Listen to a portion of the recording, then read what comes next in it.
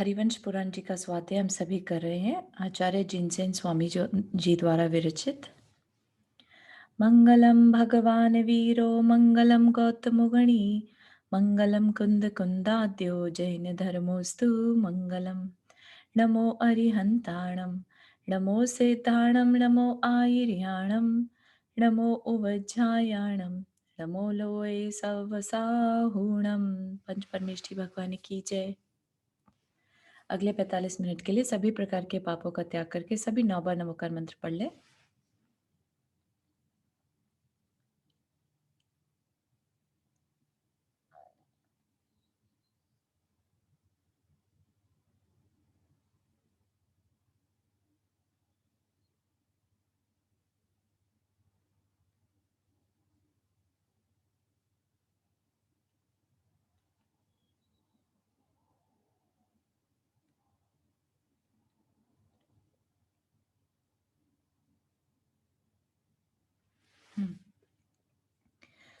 तो हम जो लोग देख रहे थे कि कैसे आचार्य जिनसेन जो हैं उन्होंने अपनी लघुता प्रकट करी कि भाई मैं बहुत छोटा हूँ और जो भी मैं बोल रहा हूँ वो पहले से पूर्वाचार्यों ने बताया हुआ है, मैं सिर्फ उसको बता रहा हूँ और कुछ नहीं, है ना। और फिर उन्होंने सब बड़े बड़े जितने भी आचार्य उनसे पहले हुए उन सबको नमस्कार किया।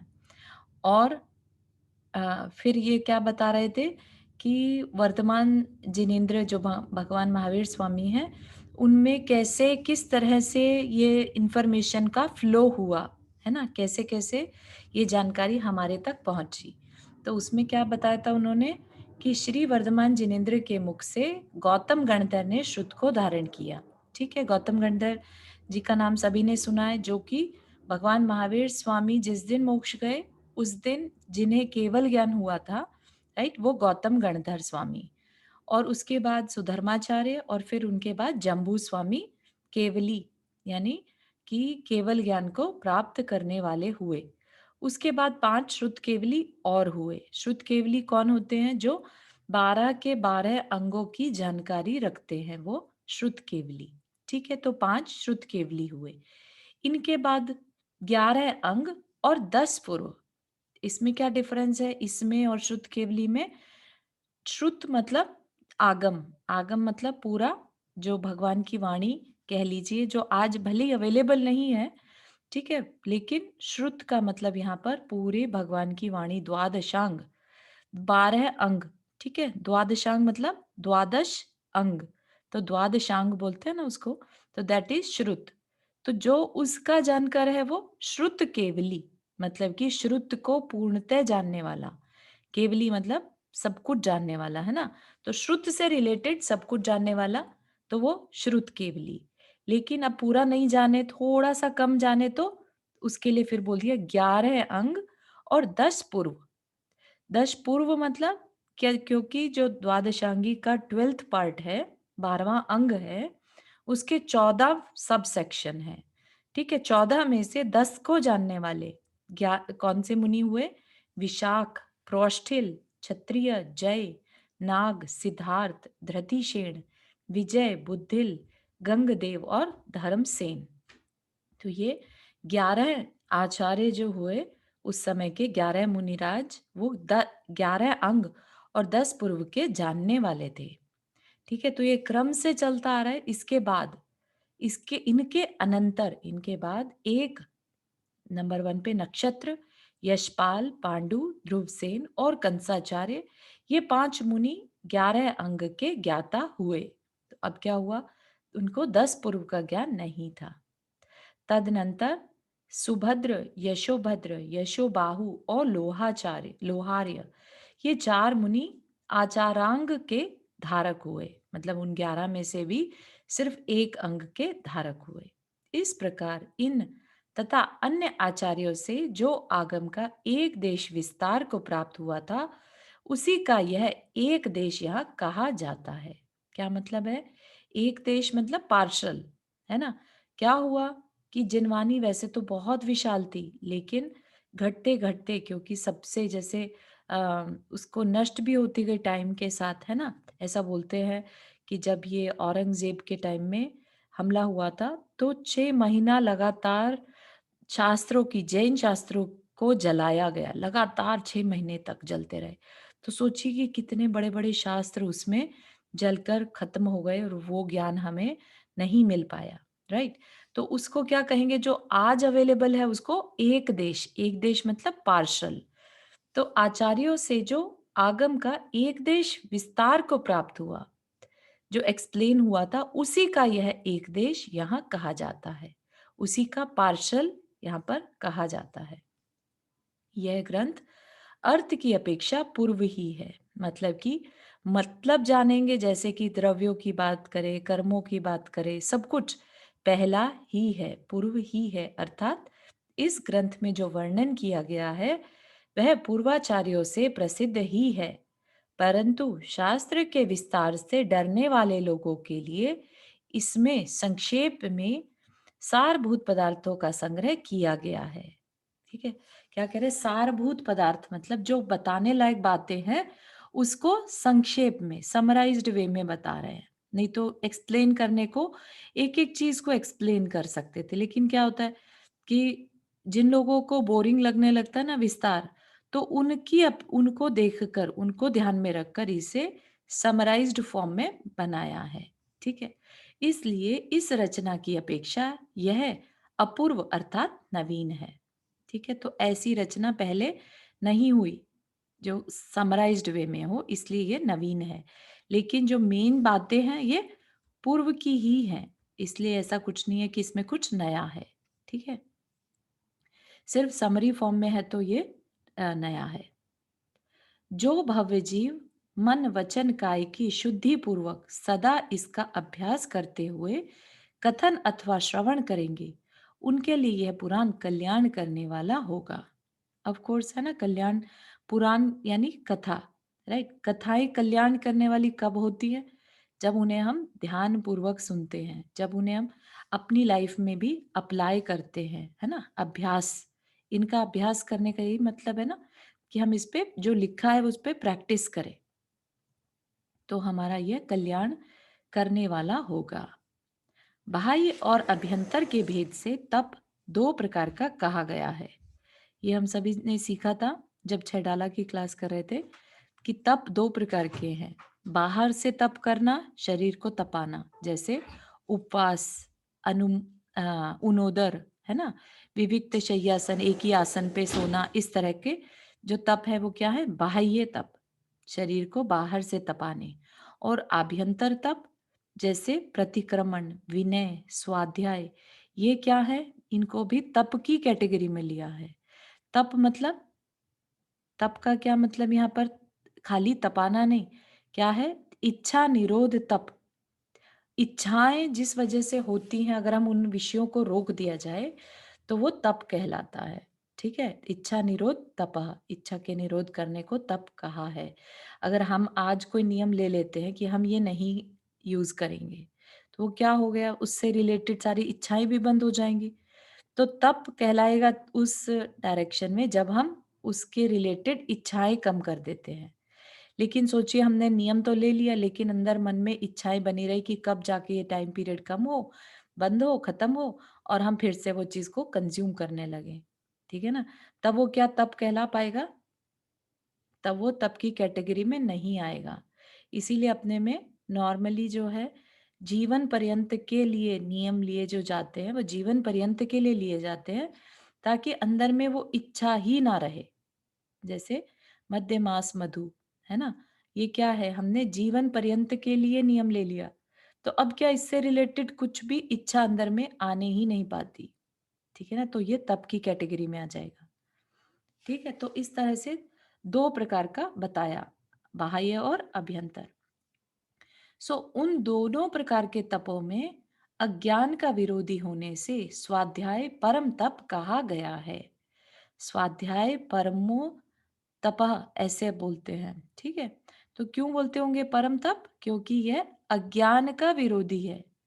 अगर हमने छेडाला को बहुत ध्यान से पढ़ा हो तो उसका स्टार्टिंग ही यही है कि हमारा भटकने का कारण क्या है संसार में, हमारे भटकने का कारण मोह, है ना, और मोह का कारण अज्ञान। हम मिथ्यात्व के कारण संसार में भटकते हैं, और मिथ्यात्व क्यों है? क्योंकि हमें अज्ञानता है, हम नहीं जानते कि हम कौन हैं, है ना? तो इस वजह से स्वाध्याय करने से हमें हमारी अज्ञानता दूर कर पाने का मौका मिलता है, इसलिए स्वाध्याय को परम तप कहा गया है। ठीक है? स्वाध्याय करने से हम बेकार की इच्छाओं पर नियंत्रण कर पाते हैं। इसी वजह से स्वाध्याय को, जैसे होता है ना कि अ, अन्न ही प्राण है। क्या अन्न प्राण होता है? नहीं। अन्न खाने से हमारे अंदर प्राण आते हैं, इसलिए क्या कह देते हैं? अन्न ही प्राण है। यहाँ पर इसीलिए क्या कह दिया? स्वाध्याय को परम तप, जबकि तप क्या है? इच्छाओं का निरोध करना तप है। लेकिन स्वाध्याय करने से हमारे को पता चलता है हमें क्या इच्छा करनी और क्या नहीं करनी। ठीक है ना? तो इसलिए स्वाध्याय को परम तप कहा गया। यतश्च, इस पुराण का अर्थ। हाँ, नंदा जी आपने हाथ रेज़ किया। मैं यहाँ पे थोड़ा-सा आप इसके बारे में और बताओगे कि मन, वचन, काय से शुद्धि, हाँ, तो मतलब जैसे हम अभी सुन रहे हैं, जी। तो इसमें क्या-क्या प्रिकॉशन हम रख सकते हैं जब हम इसको हाँ, सुन रहे हैं? हाँ, बहुत सुंदर। तो क्या होता है कि कई बार हम यहाँ पर आचार्य क्यों कह रहे हैं कि भव्य जीव मतलब जिनको भी मोक्ष की इच्छा है, जिनको भी अपने कल्याण की इच्छा है, वो भव्य में कहलाते हैं, ठीक है? तो हम सभी मानते हैं कि हम सब यहाँ पर अपना समय निकाल कर बैठे हैं, तो भव्य जीव हैं। और क्या करना?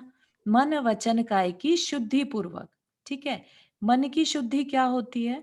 हमारे अंदर बहुत कुविचार ना चल रहे हों। हम यहाँ तो बैठे हैं, लेकिन हमारा मन कहीं और किसी और के बारे में सोच रहा हो। ठीक है? तो मन की शुद्धि मतलब कि मन में कलुषता ना हो। हम इस वजह से ना सुन रहे हों कि भई हम सीख लें ताकि दूसरे को सुना सकें, कि भई तुम्हें तो कुछ नहीं आता, हमें देखो कितनी नॉलेज है। ठीक है? तो ये क्या हुई? मन की शुद्धि। वचन की शुद्धि ये हुई कि हम इसके बारे में जो सीख रहे हैं, ठीक है ना? इनसे जो हम सीखें, इनके बारे में बहुमान बढ़े, हम आगे धर्म की प्रभावना करने वाले हों, या हम जो भी बात बोलें, बहुत विनयपूर्वक बोलें, ठीक है? तो वो वचन की शुद्धि। जब हम बोलें तो हमारे मन मुँह से कुछ भी ऐसा ना निकले जिससे दूसरे का अकल्याण हो। ठीक है? अंदर में ऐसे वचन ही निकलें जिससे दूसरे का कल्याण ही हो, ठीक है ना? तो इसलिए वचन की शुद्धि और काय की शुद्धि, कि जो हमारा बैठने का स्थान है, राइट? जो हमारी जैसे नहा धोकर बैठे, है ना?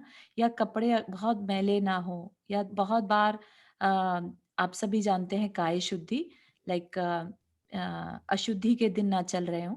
तो इस तरह से मन, वचन, काय को शुद्धि पूर्वक सदा इसका अभ्यास करते हुए कथन और श्रवण करेंगे। उनके लिए यह पुराण कल्याण करने वाला होगा। ठीक है, समझ आई नंदा जी? हाँ, ये समझ में आया, बस इतना और क्लैरिफाई करना चाहूँगी कि मतलब कुछ खा-वा रहे हो तो वो चलेगा या नहीं चलेगा? हाँ, नहीं करना चाहिए। देखिए, एक बहुत सुंदर बात क्षमा सागर महाराज जी कहते हैं कि टॉफ़ी खाते हुए, ठीक है? टॉफ़ी खाते हुए नमोकार मंत्र नहीं पढ़ना चाहिए। लेकिन क्या नमोकार नहीं, नमोकार मंत्र पढ़ते हुए टॉफ़ी नहीं खानी चाहिए। लेकिन टॉफ़ी खाते हुए नमोकार मंत्र पढ़ सकते हैं। मन ही मन में पढ़ सकते समझ आए हैं। बात? कि कोई भी ऐसा मोमेंट ना जाए हमारी लाइफ़ का जब हम चिंतन ना कर रहे हो, अच्छा चिंतन, ठीक है? लेकिन ऐसा ना हो कि हम खाने में मन है और बस इसको कानों में लगा रखा है। अच्छा, तो उससे क्या होगा? समझ हमारे मन के विचार जो है वो शुद्ध नहीं रह पाएँगे। इसलिए काय बहुत की शुद्धि ज़रूरी है। समझ में आ गई, बहुत अच्छा। ठीक है, चलिए बढ़िया। हाँ, अंशु चारू जी? जी, अंजू, अंशु। चारू जी, जैसे यहाँ पे काय की शुद्धि बोला गया है।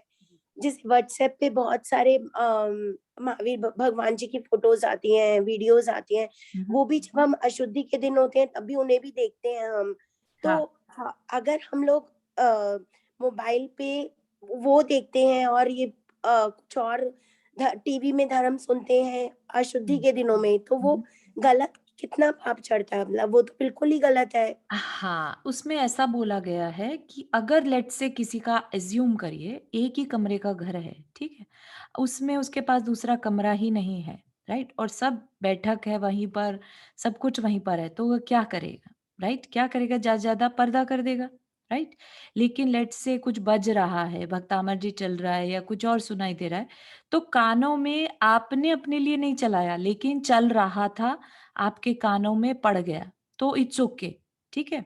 लेकिन आप पर्पसली ये कहें कि मैं वो सुनूँ, तो क्या होता है, कारण इसका यही है ना कि अशुद्धि में इतने नेगेटिव टॉक्सिन निकलते हैं कि हम अर्थ का अनर्थ समझ सकते हैं। इतना हार्मोनल इम्बैलेंस चल रहा होता है। इसलिए फर्स्ट 3 डेज़ को मैं कहा गया कि बिल्कुल मत देखो, ठीक है? ऐसी रेज़ निकलती हैं कि वो दूसरे को नेगेटिव इफ़ेक्ट दे सकती हैं, ठीक है?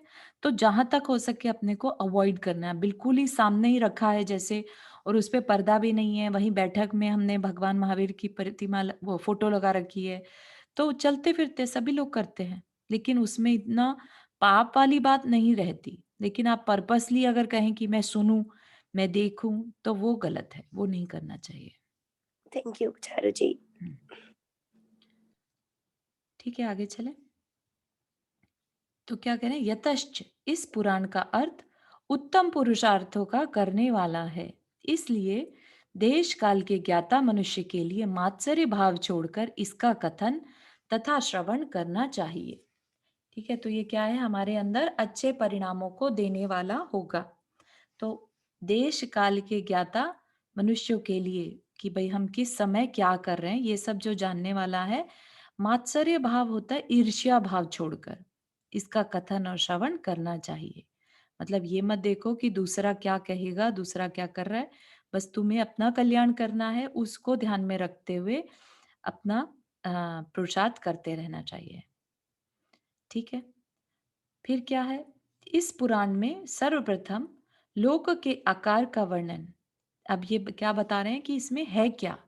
हरिवंश पुराण कहने को तो हम सोच रहे हैं पुराण है, चलो किसी की कथा होगी, तो अब डिटेल में बता रहे हैं इसमें है क्या। इस पुराण में सर्वप्रथम लोक के आकार का वर्णन।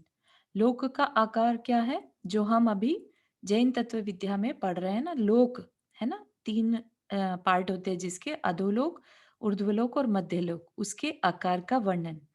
फिर राजवंशों की उत्पत्ति, कौन कौन से राजवंश बने, तदनंतर हरिवंश का अवतार, फिर वसुदेव की चेष्टाओं का कथन, वसुदेव यहाँ पर कृष्ण, ठीक है, वसुदेव की चेष्टाओं का कथन, तो उनकी पूरी डिटेल आएगी यहाँ पर। तदनंतर नेमिनाथ का चरित्र, जो हमारे नेमिनाथ भगवान का चरित्र का एक्सप्लेनेशन, द्वारिका का निर्माण, युद्ध का वर्णन और निर्वाण, ये 8 शुभ अधिकार कहे गए हैं। अधिकार से यहाँ पर मतलब चैप्टर्स, ठीक है, 8 शुभ अधिकार कहे गए हैं। ये सभी अधिकार संग्रह की भावना से संग्रहित अपने अवान्तर अधिकारों से अलंकृत हैं। मतलब कि संग्रह की भावना से मतलब अगर सबको मिला दिया जाए, तो अब इसके बीच में जो अधिकार मतलब चैप्टर्स हैं, वो सारे चैप्टर्स जो हैं संग्रह की भावना से संग्रहित, मतलब सबको जोड़कर पढ़ना, ठीक है, क्योंकि ये सब क्या है, अपने अवान्तर अधिकारों से अलंकृत, अवान्तर होते हैं मिडिल के, मध्य के जो चैप्टर्स हैं उनसे सजे हुए हैं, इसलिए सबको पढ़ना, ऐसा नहीं कि किसी को छोड़ दिया और किसी को पढ़ लिया। तथा पूर्वाचार्यों द्वारा निर्मित शास्त्रों का अनुसरण करने वाले मुनियों के द्वारा गुम्फित है। मतलब कि जो पूर्व के आचार्यों को ने जो शास्त्र बनाए, ठीक है, उन शास्त्रों को जो अनुसरण करते हैं, उनको जो फॉलो करने वाले मुनि हैं, उन्होंने इसको गुम्फित मतलब रचा है, गुम्फित मतलब गूंथा है, ठीक है, जैसे माला गूंथते हैं ना, ऐसे माला की तरह से इसको गुम्फित गूंथा है। वस्तु का निरूपण करने के लिए 2 प्रकार की देशना पाई जाती है।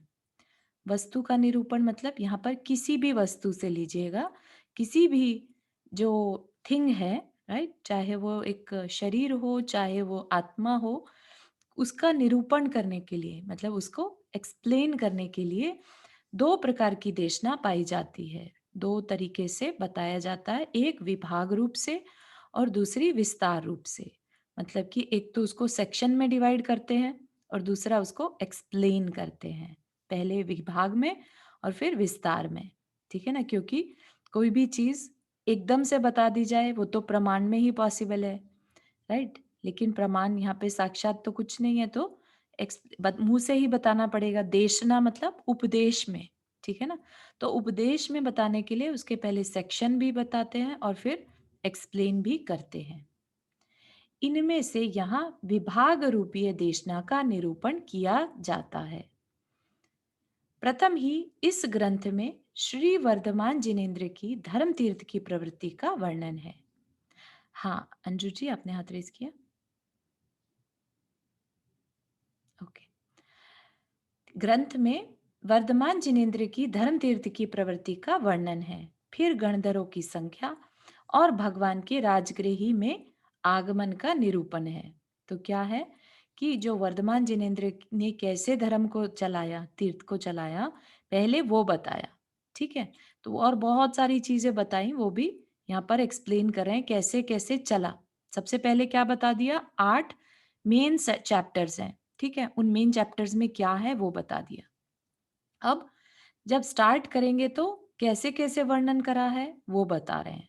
कैसे विभाग हुआ कि सबसे पहले भगवान महावीर स्वामी के धर्म तीर्थ की प्रवृत्ति का कैसे उन्होंने चलाया धर्म तीर्थ, फिर गणधरों की संख्या और भगवान के राजगृही में आगमन।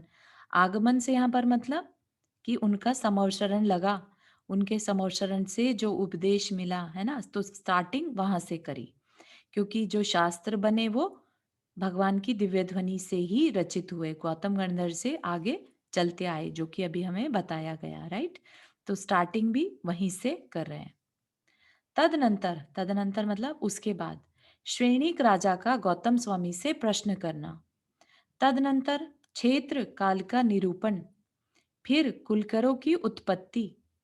तो अभी जिन्होंने पिछला शास्त्र जी पढ़ा पुराण, तो उनको थोड़ी जानकारी होगी, और जैन तत्व विद्या में भी हमने कुलकरों का और काल का निरूपण देखा, ठीक है? जिनको नहीं है कोई टेंशन वाली बात नहीं है, अपन फिर से एक बार देखेंगे जैसे जैसे ये चैप्टर चलता जाएगा, ठीक है? तो ये चीजें हम वहां पर सीखने वाले हैं।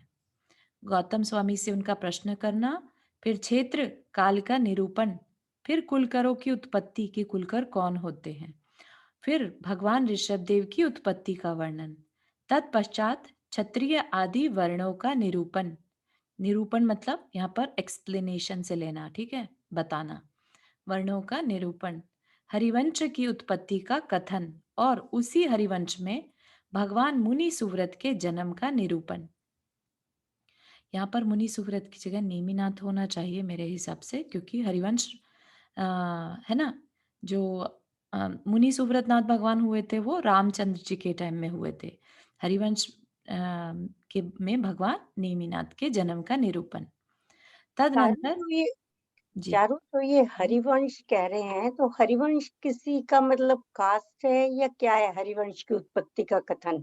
हाँ, पहले के टाइम में राजाओं के नाम पर या उनकी वंश चलते आते थे, उसी को ही लेकर, राइट? हरिवंश ऐसे पहले हमने और भी कई वंश देखे थे, है ना? और ऐसे ही हमने वानर वंश, राक्षस वंश ये भी देखे थे, है ना?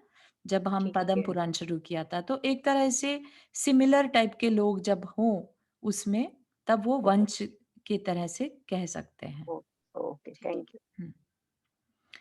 तदनंतर दक्ष प्रजापति का उल्लेख, वसु का वृतांत, अंधक वृष्टि के 10 कुमारों का जन्म, सुप्रतिष्ठित मुनि के केवल ज्ञान की उत्पत्ति, राजा अंधक वृष्टि की दीक्षा, समुद्र विजय का राज्य।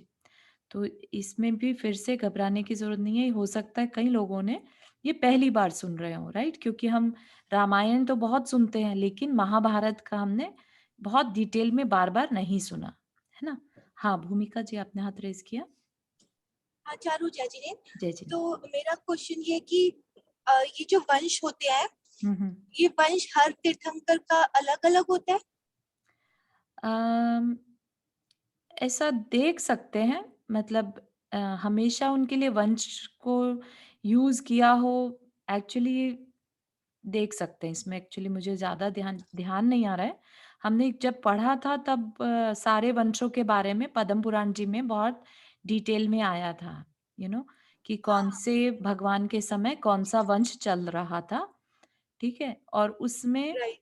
हाँ, तो कितने ये ध्यान नहीं आ रहा है क्लियरली कि कुछ तीर्थंकर एक ही वंश में रहते आए या उनका हर बार बदलता रहा, ठीक है? तो हाँ, पद्म राइट। पुराण जी को एक बार रेफर करके उसमें हम क्लियर कर सकते चेक हैं। कर लेंगे। हुँ, ठीक है, चलो थैंक यू। चलिए। ठीक है, फिर यहाँ पर क्या कह रहे हैं, समुद्र विजय का राज्य, ये राजा का नाम है। वसुदेव का सौभाग्य, उपाय पूर्वक वसुदेव का बाहर निकलना, वहां उन्हें सोमा और विजय सेना कन्याओं का लाभ होना, जंगली हाथी का वश करना, श्यामा के साथ वसुदेव का संगम, अंगारक विद्याधर के द्वारा वसुदेव का हरण, चंपा नगरी में वसुदेव का छोड़ना, वहां गंधर्व सेना का लाभ, विष्णु कुमार मुनि का चरित, सेठ चारुदत्त का चरित, उसी को मुनि का दर्शन होना, तथा वसुदेव को, वसुदेव यहाँ पर कृष्ण के पिता वसुदेव की बात चल रही है, वसुदेव को सुंदरी नील यशा और सोमश्री का लाभ होने का वर्णन है। तदनंतर वेदों की उत्पत्ति, राजा सौदास की कथा, वसुदेव को कपिला कन्या और पद्मावती का लाभ, चारुहासिनी और रत्नव्रती की प्राप्ति, सोमदत्त की पुत्री का लाभ, वेगवती का समागम, मदन वेगा का लाभ, बालचंद्रा का अवलोकन, प्रिय सुंदरी का लाभ, बंधुमती का समागम, प्रभावती की प्राप्ति, रोहिणी का स्वयंवर, संग्राम में वसुदेव की जीत और उनका भाइयों के साथ समागम होने का कथन है। तत्पश्चात बलदेव की उत्पत्ति, जो कृष्ण जी के बड़े भाई बलदेव, उनकी उत्पत्ति का कथन, कंस का व्याख्यान, जरासंध के कहने से राजा सिंहरथ का बांधना, कंस को जीवद्दशा की प्राप्ति होना, है ना। तो ये थोड़ा थोड़ा सा वर्णन हमने समराइज्ड फॉर्म में उत्तर पुराण जी में देखा था, जब नेमी नाथ भगवान का और कृष्ण एज अ नारायण हमने थोड़ी सी समराइज्ड फॉर्म में पढ़ी थी, है ना। तो ये थोड़े थोड़े नाम हमें आइडेंटिफाई हो पा रहे हैं, लेकिन इसमें जब हम पढ़ेंगे तो आप देख रहे हैं हरिवंश पुराण कितने पेजेस का है, 1000 पेजेस का, ठीक है ना। तो इसका क्या मतलब है कि पूरी डिटेल के साथ हम यहाँ पर महाभारत को, जैन महाभारत को देखने वाले हैं। तो कंस को जीव देशा की प्राप्ति होना, पिता उग्रसेन को बंधन में डालना, देवकी के साथ वसुदेव का समागम होना, देवकी के पुत्र के हाथ में मेरा मरण है, पुत्र के हाथ से मेरा मरण है, ऐसा श्री सत्यवादी अति मुक्तक मुनि का आदेश सुन कंस का व्याकुल होना, देवकी का प्रसव हमारे ही घर हो, इस प्रकार कंस की वसुदेव से प्रार्थना करना, वसुदेव का अति मुक्तक मुनि से प्रश्न, देवकी के 8 पुत्रों के भवांतर पूछना और भगवान नेमिनाथ के पापापहारी चरित का निरूपण। तदनंतर श्री कृष्ण की उत्पत्ति, गोकुल में उनकी बाल चेष्टाएं, बलदेव के उपदेश से समस्त शास्त्रों का ग्रहण, धनुष रत्न का चढ़ाना, यमुना में नाग को नाथना, घोड़ा हाथी चाणूर मल और कंस का वध, उग्रसेन का राज्य, सत्यभामा का पाणी ग्रहण। तो एक तरह से ये जो पर्व होते हैं ना, जो सब चैप्टर्स होंगे, ये उनको आप मान सकते हैं कि हर चैप्टर में क्या क्या डिटेल्स रहेंगी। हाँ दारू रीता जी, नाग नाग को नाथना क्या मतलब हुआ? नाग को बांध दिया था उन्होंने अच्छा, यमुना में। हाँ यमुना में। जी जी जी। Okay, okay. ठीक है। हाँ रीटा जी, आपने हाथ रेज किया। हाँ जय जिनेन्द्र, जय जिनेन्द्र। पापा पहाड़ी चरित का क्या मीनिंग है? हाँ, ये शायद नाम है भगवान नेमिनाथ के पाप अपहारी चरित का, हाँ, पाप को हरने वाले चरित का निरूपण, अच्छा, है ना। ठीक है, थैंक यू। श्योर। ठीक है, और क्या क्या होगा, सत्यभामा का पाणी ग्रहण, सर्व कुटुंबियों सहित श्री कृष्ण का परम प्रीति का अनुभव करना, कंस की स्त्री जीव देशा का विलाप, जरासंध का क्रोध, रण में भेजे हुए काल यवन का पराजय, श्री कृष्ण के द्वारा युद्ध में अपराजित का मारा जाना, यादवों का परम हर्ष और निर्भयता के साथ रहना, है ना। अब यहाँ पर यादव जो है तो हम यदुवंश भी कहते हैं ना यादवों के लिए, पुत्र उत्पत्ति के निमित्त शिवा देवी के 16 स्वप्न देखना, पति द्वारा स्वप्नों का फल कहा जाना, नेमिनाथ भगवान का जन्म, सुमेरु पर्वत पर उनका जन्माभिषेक होना, भगवान की बाल क्रीड़ा और महान अभ्युदय का विस्तार, जरासंध का पीछा करना, यादवों का सागर का आश्रय करना, देवी के द्वारा की हुई माया से जरासंध का लौटना, 3 दिन के उपवास का नियम लेकर कृष्ण का डाब की शैया पर आरूढ़ होना, इंद्र की आज्ञा से गौतम नामक देव के द्वारा समुद्र का संकोच करना, कुबेर के द्वारा वहां क्षण भर में द्वारिका नगरी की रचना होना, इन सब का वर्णन है। तो द्वारिका की रचना किसने की? कुबेर ने। तदनंतर रुक्मणी का हरा जाना, देदीप्यमान भानुकुमार और प्रद्युम्न कुमार का जन्म होना, रुक्मणी के पुत्र प्रद्युम्न का पूर्व भाव के बैरी धूमकेतु असुर के द्वारा हरण होना, विजयार्थ में प्रद्युम्न की स्थिति, नारद के द्वारा प्रद्युम्न के माता पिता को इष्ट समाचार की सूचना देना, प्रद्युम्न को 16 लाभों तथा प्रज्ञप्ति विद्या की प्राप्ति होना, राजा काल संवर के साथ प्रद्युम्न का युद्ध, माता पिता का मिलाप, शंभ कुमार की उत्पत्ति, प्रद्युम्न की बाल क्रीड़ा, वसुदेव का प्रद्युम्न से प्रश्न, प्रद्युम्न का अपने भ्रमण का वृतांत, सकल यादव कुमारों का कीर्तन, समाचार पाकर प्रति शत्रु जरासंध का कृष्ण के प्रति दूत भेजना, यादवों की सभा में शोभ उत्पन्न होना, दोनों सेनाओं का पास पास आना, विजयार्थ पर्वत के विद्याधरों में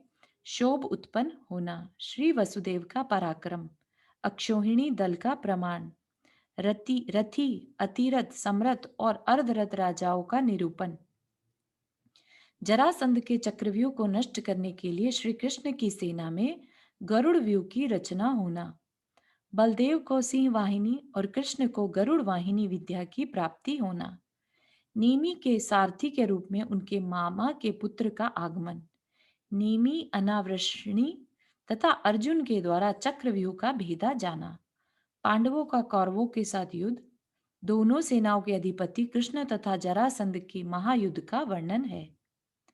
तदनंतर अभी और है, श्री कृष्ण के चक्र रत्न की उत्पत्ति होना, जरासंध का मारा जाना, विद्याधरियों के द्वारा वसुदेव के लिए श्री कृष्ण की विजय का समाचार सुनाना, कृष्ण का कोटिशिला का उठाना, वसुदेव का आगमन, श्री कृष्ण का दिग्विजय, दिव्य रत्नों की उत्पत्ति, दोनों भाइयों का राज्य अभिषेक, द्रौपदी का हरण, श्री कृष्ण द्वारा पांडवों के साथ जाकर घातकी खंड से द्रौपदी का पुनः वापस लाना, श्री कृष्ण को नेमिनाथ की सामर्थ्य का ज्ञान होना, नेमिनाथ की जल क्रीड़ा, 5 जन्य शंख का बजाना, नेमिनाथ के विवाह का आरंभ, पशुओं का छुड़ाना, दीक्षा लेना, केवल ज्ञान उत्पन्न होना, ज्ञान कल्याण के लिए देवों का आगमन, समव शरण का निर्माण, राजीमती का तप धारण करना, सागार और अनगार के भेद से 2 प्रकार के धर्म का उपदेश देना, धर्म तीर्थों में विहार, श्री कृष्ण के 6 भाइयों का संयम धारण करना, नेमिनाथ का गिरिनार पर्वत पर आरूढ़ होना, देवकी के प्रश्न का उत्तर देना, रुक्मणी तथा सत्यभामा आदि 8 महादेवियों के भवांतरों का निरूपण, गज कुमार का जन्म, उनकी दीक्षा और वसुदेव के भिन्न 9 भाइयों का संसार से उद्विग्न हो तपश्चरण करने का निरूपण है। उद्विग्न मतलब वैराग्य, दुखी होना।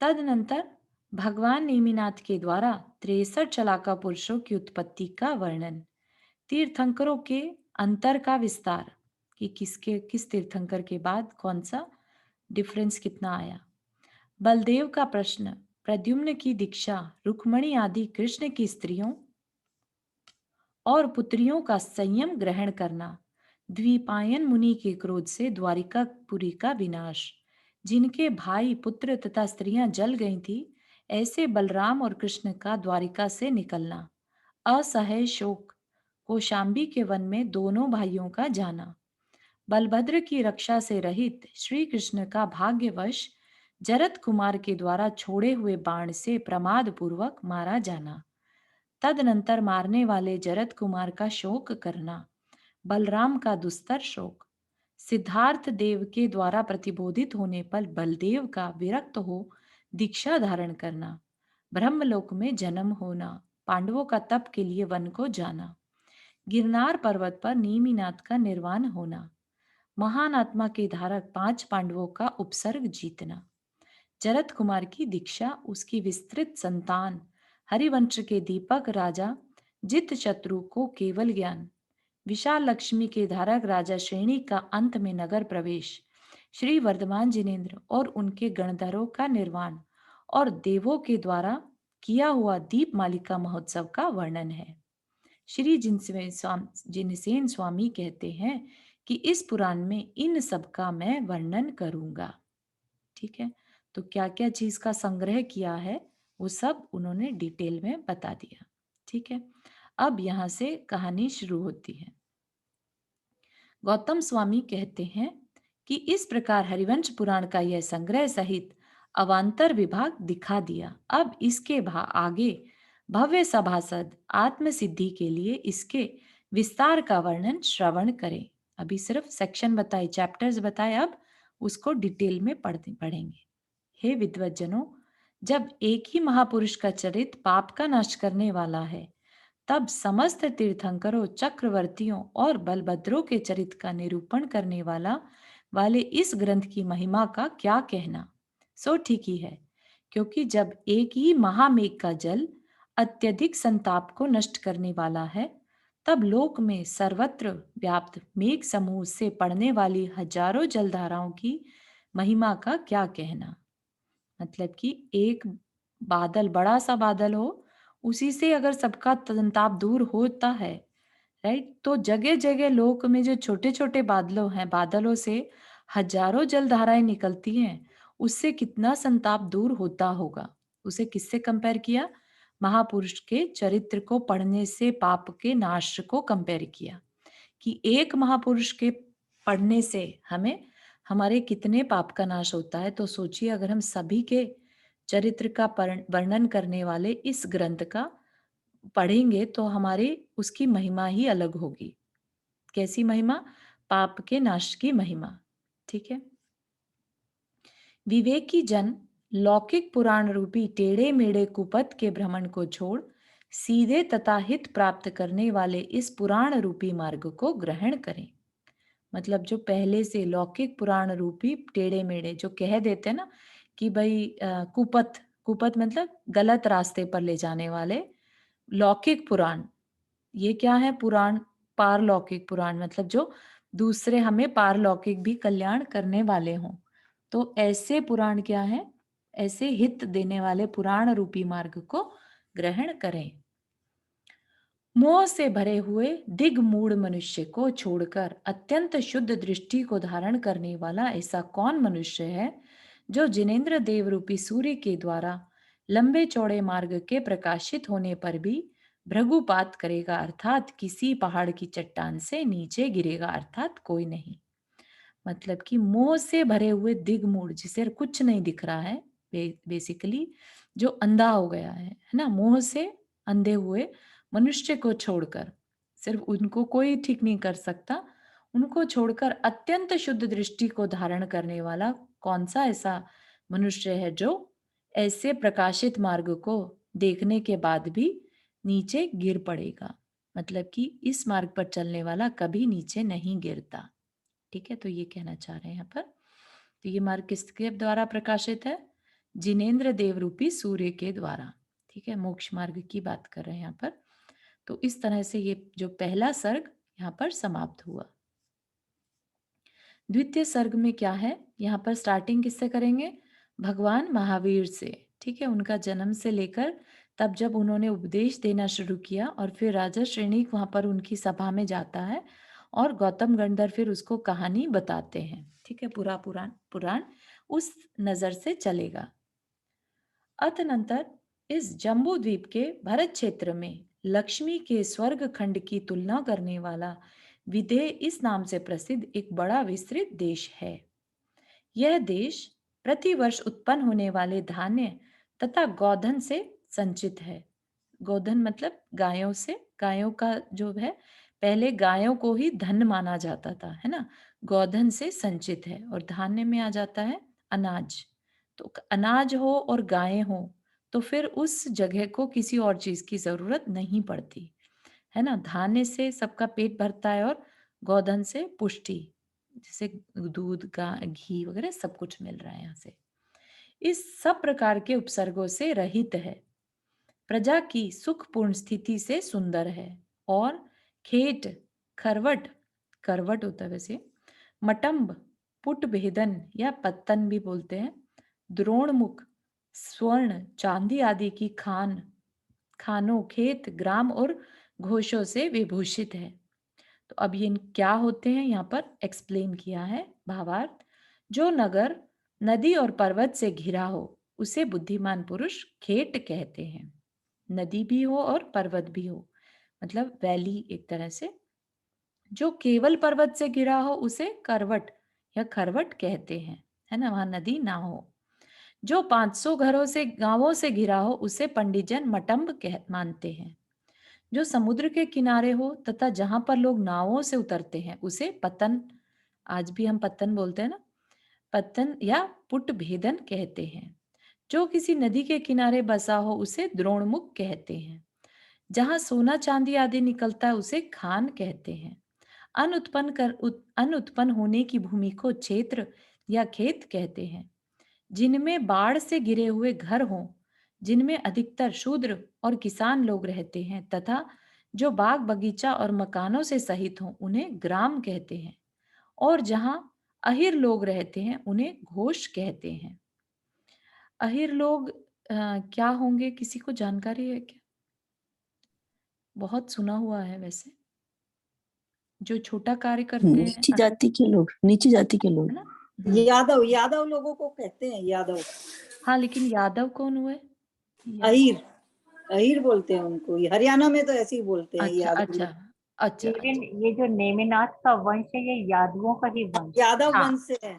हाँ हाँ, लेकिन ये तो क्या होता है, हरिवंश, हरि क्या बोलते हैं ना, जैसे कि अच्छी लैंग्वेज बनानी हो ज्यादा तो उस तरीके से यूज कर लेते हैं, राइट। लेकिन अहिर लोग एक बार देखिएगा, किसी को समझ में आए तो। अहिर जहां तक समझ में आ रहा है, जो छोटे, जो शिल्प वाले कार्य करते हैं, है ना, वो अहिर लोग रहते हैं, उन्हें घोष कहते हैं। वह कोई कुछ कह रहे हैं? वह विदेह देश इन सब में विभूषित था, इन सब से विभूषित था। उस देश का क्या वर्णन किया जाए जहाँ के सुखदायी क्षेत्र में क्षत्रियों के नायक स्वयं इक्ष्वाकु वंशी राजा स्वर्ग से च्युत हो उत्पन्न होते हैं।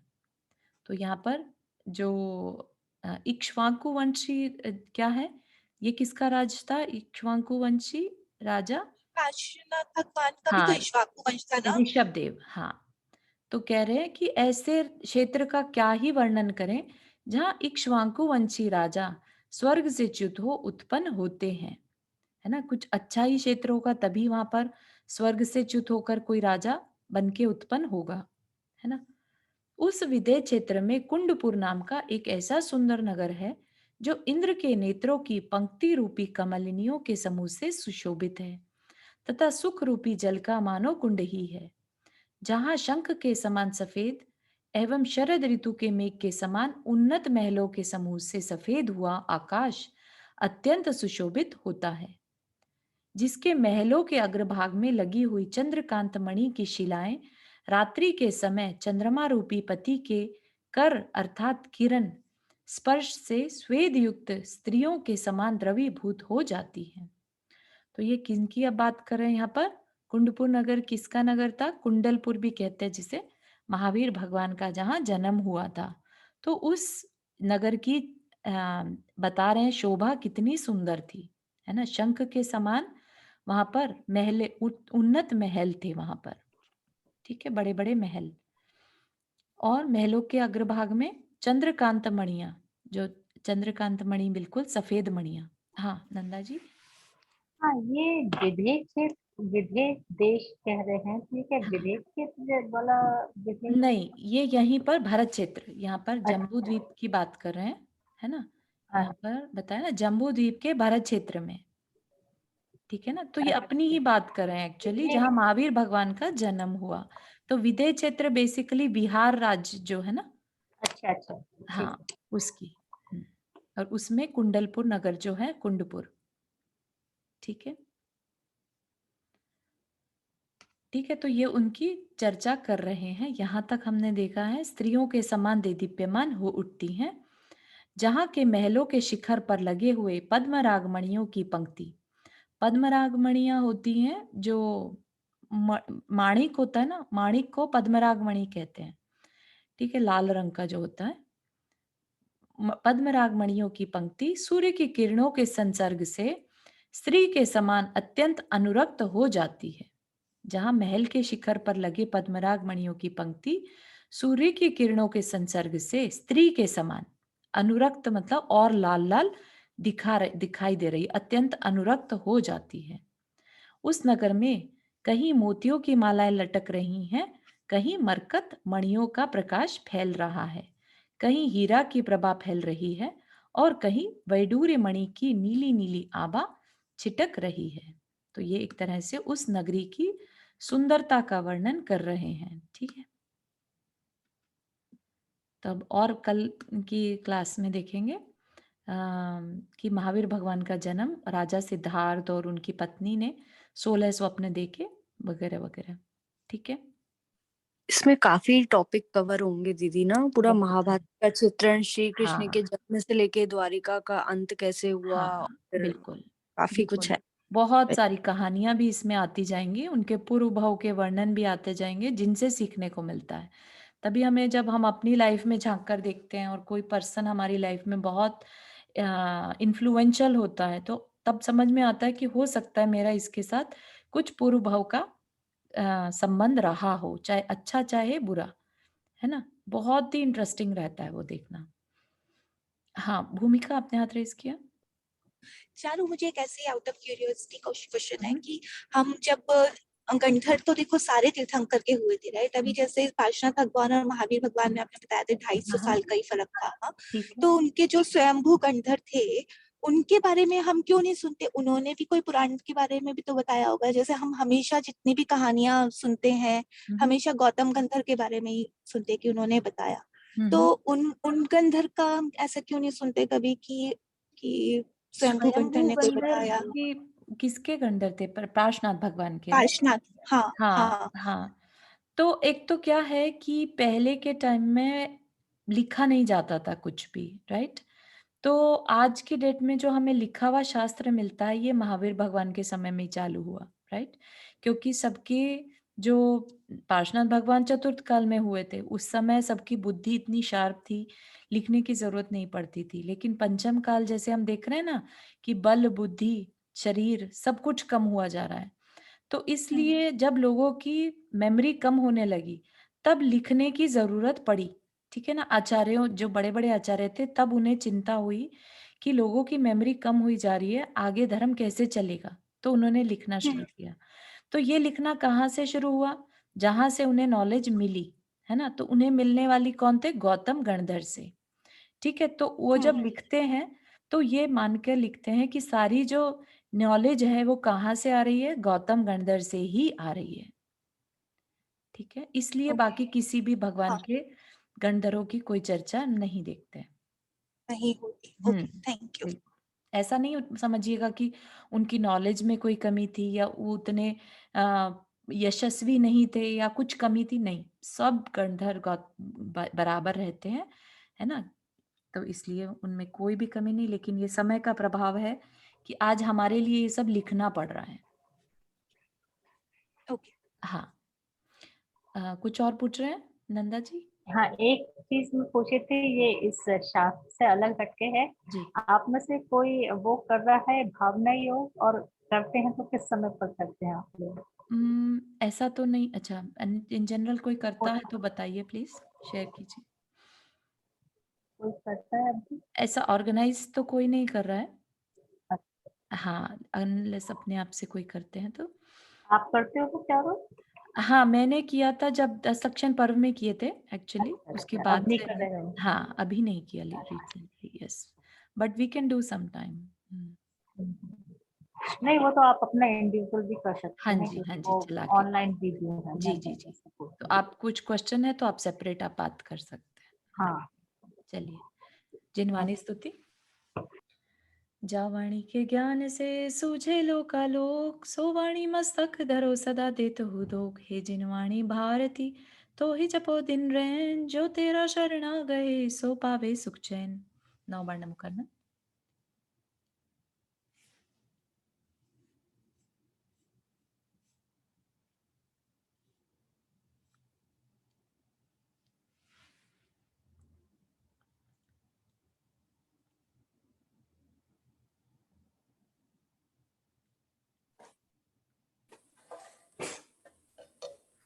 चलिए, सभी को जय जिनेन्द्र। जय जिनेन्द्र। जय जिनेन्द्र सभी को।